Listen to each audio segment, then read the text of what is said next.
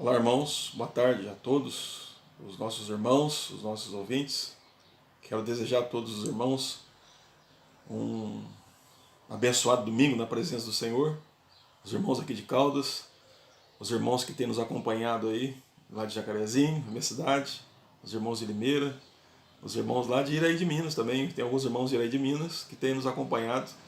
Então desejo a todos os irmãos que têm nos acompanhado um bom domingo e que Deus continue fortalecendo os irmãos e animando os irmãos. Esse é o propósito aqui das nossas reflexões, de levar os irmãos a conhecer mais a Deus por meio das Escrituras e também propósito de confortar, de encorajar, de animar, de ampliar a fé dos irmãos, assim como Deus também tem feito comigo, então eu acredito que naturalmente fará também com os irmãos. Então esse é o meu desejo aqui. E os irmãos sabem que nós estamos falando então sobre Lamentações de Jeremias, e nós estamos então terminando, né, o capítulo 5 de Lamentações, e hoje o meu desejo aqui de concluir esse capítulo, nós estamos falando de o clamor de um piedoso a Deus, né, em período de crise, e eu busquei apresentar para os irmãos que quando nós falamos de piedoso, eu estou dizendo que naturalmente todo crente verdadeiro é um homem piedoso, também é uma mulher piedosa. E a melhor definição de piedade é o Senhor Jesus Cristo. Não só a definição, mas também o padrão de piedade para nós é o Senhor Jesus Cristo. Então, naturalmente, um homem piedoso, uma mulher piedosa, são imitadores de Cristo. E quando nós falamos de imitar a Cristo, então nós também queremos dizer que, naturalmente, o desejo de um coração piedoso é Deus. O clamor dele, na verdade, é por Deus. A ansiedade dele, né, o prazer dele, a alegria dele, a felicidade dele é ter Deus. Isso é, então, o desejo de uma mulher, esse é o desejo de um homem que é piedoso. E nós vamos terminar, então, o capítulo 5, né, de Lamentações, e eu quero mostrar para os irmãos, então, que o clamor de Jeremias era um clamor por Deus. Eu falei para os irmãos que Jeremias detalhou na presença de Deus todos os problemas que estavam ocorrendo com eles, desde a condição da qual Deus colocou cada um deles, como também dos sofrimentos que eles estavam sofrendo coletivamente e individualmente. Também falamos que Deus havia tirado a alegria do coração deles, e os irmãos vão encontrar tudo isso aqui no capítulo 5 de Lamentações. Falei também para os irmãos no último agora áudio sobre o reino de Deus, que apesar de tudo que estava acontecendo com o profeta e também com o seu povo, Judá e Jerusalém, ele não havia perdido a esperança e nem a fé de que o Senhor reina sobre todas as coisas. O Senhor governa cada detalhe da vida humana, cada detalhe do reino humano, cada detalhe que há nesse universo que o próprio Deus trouxe à existência. Então, o crente verdadeiro, o homem piedoso, a mulher piedosa, eles não perdem de vista que nós temos um Deus que reina, que governa, que está envolvido 100% com os detalhes deste mundo e também envolvido 100% com a minha vida. Como eu já tenho falado repetidamente para os irmãos, que Deus está envolvido com o nosso fio de cabelo, né? E também com os pardais. Por mais insignificante que sejam essas coisas, Deus está cuidando de cada uma delas. Como Deus está cuidando dos lírios do campo, né? Como Deus está cuidando das aves dos céus, como Deus cuida dos bosques, dos animais. Então, de tudo que existe, Deus está cuidando. Neemias fala sobre isso.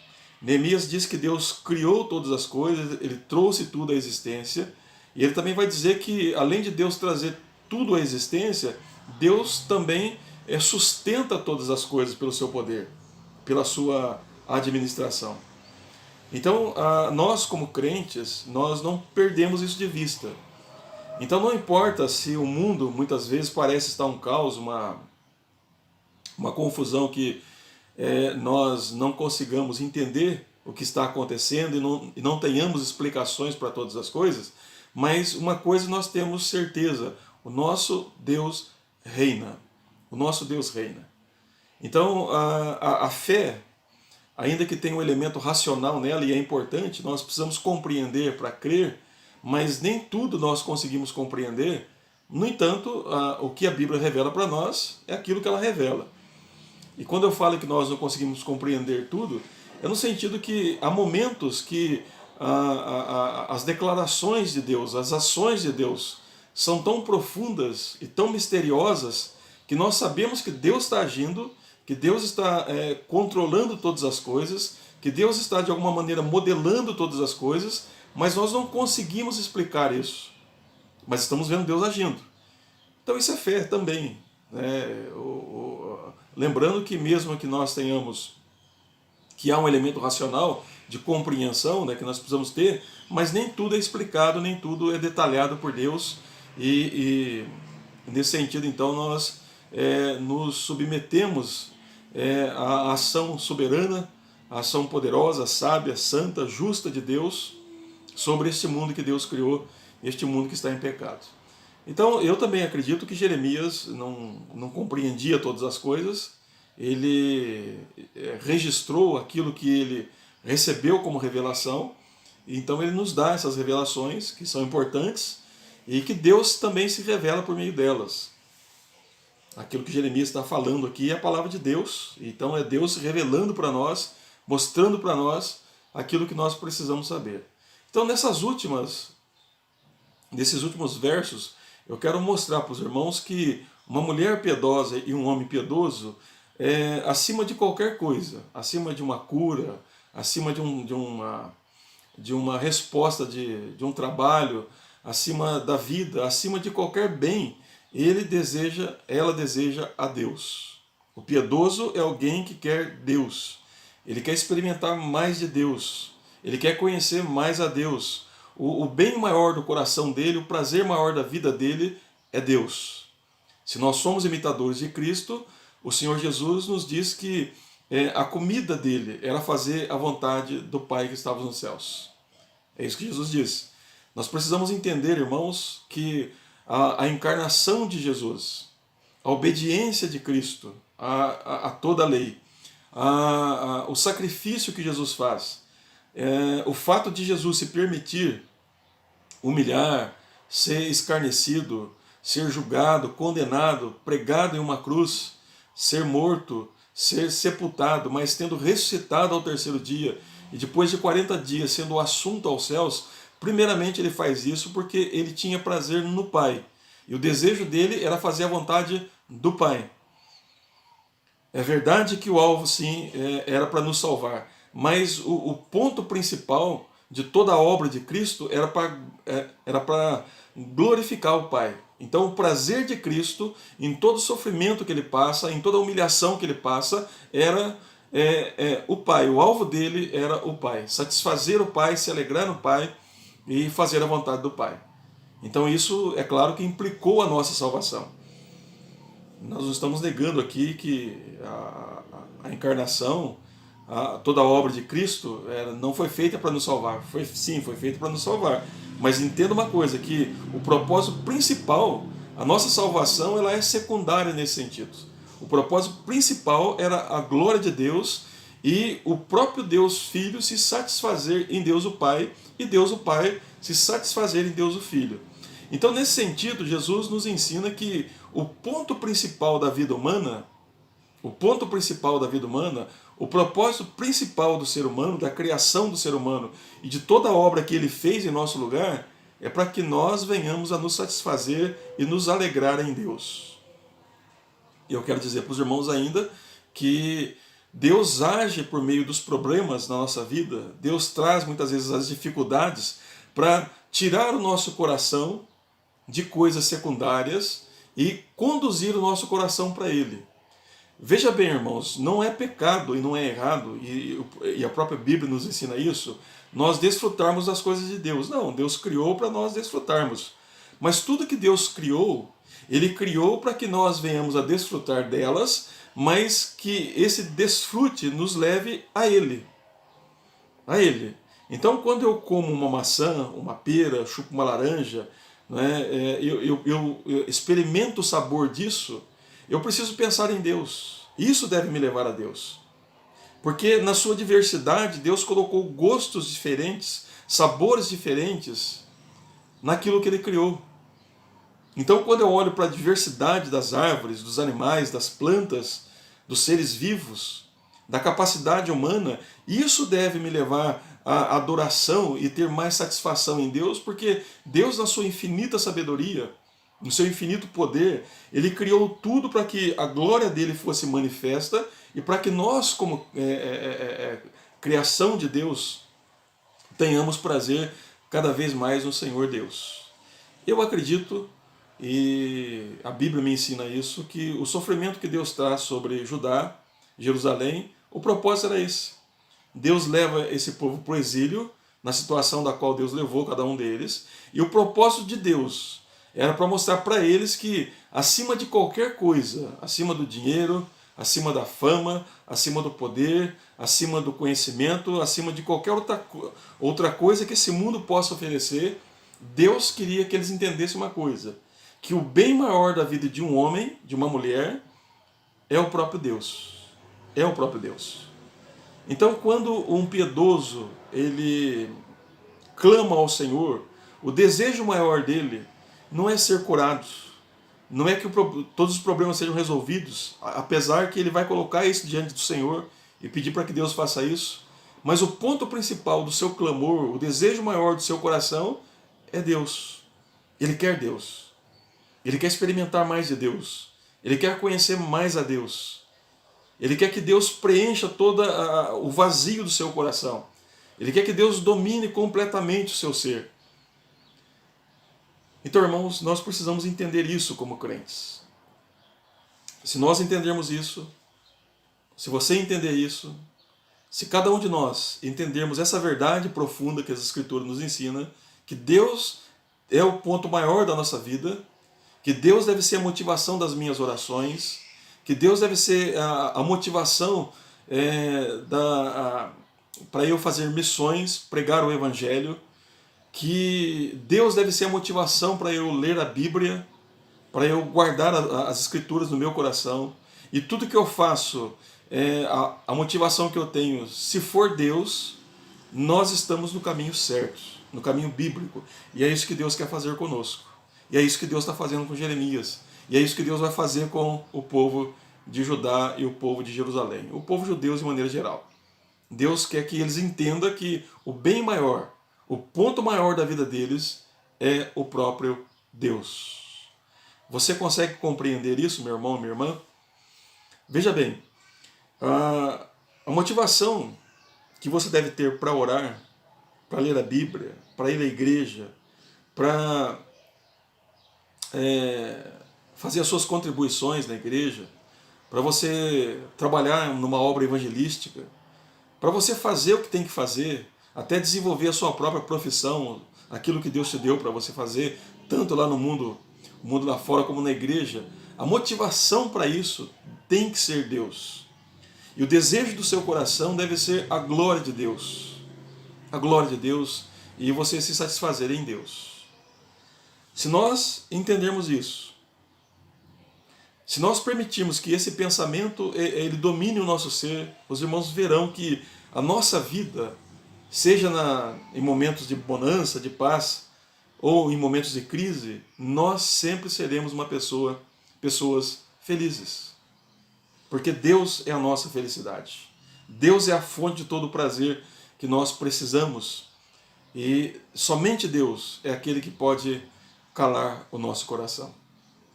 Eu me estendi nisso e fiz aqui de propósito para a gente poder então terminar aqui o livro de Lamentações. Então agora nós estamos aí no capítulo 20. O último verso que eu li foi o 19, que eu falei de Deus reinando, que o profeta não perdeu essa visão e nem a fé de que Deus reina sobre todas as coisas. Está no verso 19. Mas agora do verso número 20 até o verso número 22, ele faz perguntas. E perguntas importantes. Perguntas importantes. Mas eu quero que os irmãos percebam aí qual é o foco da pergunta dele, qual é o centro da pergunta dele. Os irmãos vão perceber que as perguntas que o profeta faz não são perguntas assim: Senhor, por que eu estou sofrendo? Senhor, por que está acontecendo isso comigo?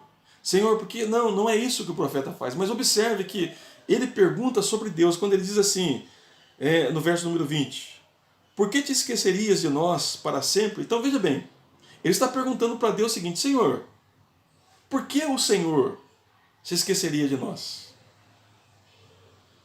Então veja que ele está aqui chamando a atenção porque ele quer que Deus se lembre deles. Mas observe que o ponto aqui, o foco é Deus. Ele está indo a Deus e dizendo para Deus o seguinte: por que te esqueceria de nós para sempre? No verso número 20 ainda. Por que nos desampararias por tanto tempo? Então observe que o foco aqui do profeta é Deus. Ele entende que somente Deus lembrando deles é que eles teriam socorro. Observe que ele entende aqui que é somente Deus vindo ao socorro deles é que de fato eles seriam socorridos. Mas vejam aí que ele diz então: por que te esqueceria de nós para sempre? O foco do profeta é Deus. Ele quer Deus. Ele quer Deus. É mais ou menos assim, irmãos. Pense num filho que ama o pai e ele percebe que o pai não dá muito atenção para ele. Então ele busca a atenção do pai. Mas observe que esse filho, ele quer o pai. Ele não quer presente, ele quer o pai. Ele deseja o pai. Ou vice-versa, né? Uma filha que busca uma mãe, que quer que a mãe escute, que quer que a mãe... Ela quer a mãe, na verdade. Ela quer a atenção da mãe. Então veja que o profeta passa essa ideia para nós. De que as perguntas que ele faz para Deus, que são perguntas retóricas, e acredito que essas perguntas elas estão também ligadas à aliança que Deus faz com o povo de Israel, começando com Abraão, aquela aliança que Deus promete ser o Deus deles, que Deus promete cuidar deles, ampará-los, estar no meio deles. Então observe que ele diz: até quando, Senhor? Porque a ideia que parece aqui, irmãos, que nos apresenta o salmista, ou melhor, o profeta, é como se Deus tivesse deixado eles e se afastado deles e estivesse longe deles. E a ânsia do profeta por Deus é tão grande que ele diz: até quando, Senhor? Até quando? Então veja, irmãos, que o desejo do profeta era Deus. Ele poderia dizer que: Senhor, até quando nós vamos sofrer? Até quando o Senhor vai fazer? Não, ele diz: até quando, Senhor? Ele diz aí: te esquecerá de nós. Aparentemente, é uma pergunta que faz a gente pensar o seguinte: é como se Deus não tivesse lembrado mais deles, ou melhor, estivesse lembrando mais deles. É como se Deus tivesse esquecido deles, desprezado eles. E o salmista e o profeta aqui, ele está preocupado e dizendo: Senhor, até quando o Senhor há de se esquecer de nós? É verdade, irmãos, ele sabia que Deus não tinha esquecido deles. Ele também sabia que Deus não iria desampará-los para sempre. E mesmo diante dos problemas que eles estão enfrentando aqui, não quer dizer que Deus havia desamparado eles. Deus estava presente com eles mesmo no exílio. É só os irmãos depois dar uma lida lá no profeta Ezequiel, que foi um profeta no meio dos exilados, e os irmãos vão perceber que Deus estava presente com eles. É só os irmãos também lerem o livro de Daniel, e os irmãos vão ver que Deus estava presente com eles, pois Deus estava com os amigos de Daniel na fornalha, com Daniel nas covas ou na cova dos leões. Então Deus estava presente com este povo e sempre esteve presente com eles. Mas parece que nesse momento a sensação era que Deus estava distante. Então veja que o clamor do profeta aqui é por Deus. É por Deus. É por Deus. Ele clama por Deus, ele busca a Deus, ele quer Deus. O desejo dele é Deus. As perguntas que ele está fazendo são perguntas que têm a ver com a aliança e são perguntas que ele diz: até quando, Senhor? E a aliança, Deus promete: estarei com vocês, abençoarei vocês, cuidarei de vocês, caminharei entre vocês. Agora ele pergunta: até quando, Senhor, o Senhor há de se esquecer de nós? Ou até quando, Senhor, o Senhor há de nos desamparar? O profeta quer Deus. O desejo dele é Deus. Eu vou terminar aqui, irmãos, e volto no segundo vídeo para nós continuarmos essas reflexões. Então, eu termino dizendo para os irmãos que o desejo de um piedoso, de uma mulher piedosa, é Deus, acima de qualquer coisa. Ele quer Deus. Ela quer Deus acima de qualquer coisa. Então nós voltamos para falar um pouco mais disso aqui em Lamentações.